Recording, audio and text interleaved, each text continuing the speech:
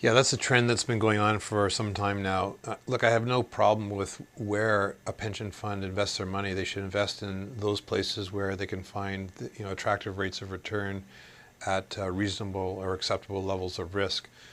What I take issue with is the slant in the newspaper, which is really just bullshit. It talks about how a pension plan earned a positive return last year, for instance, by focusing on private equity investments or infrastructure investments and or real estate investments versus public market investments, when the truth of the matter is simply the way the two things are recorded for reporting purposes is simply different. So at a quarter end or a year end, with a public market security, you market to market, meaning you market at the price it's trading at. And with a private security or real estate or infrastructure assets, you value them based on a business metric. Maybe it's a multiple to cash flow, maybe it's as simple as your cost base.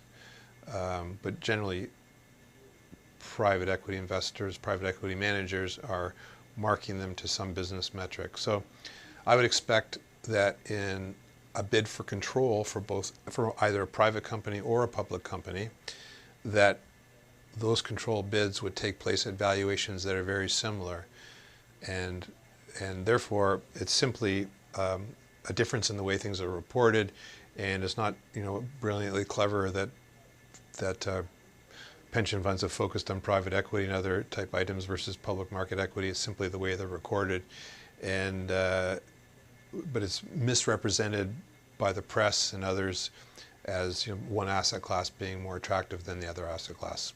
Bottom line.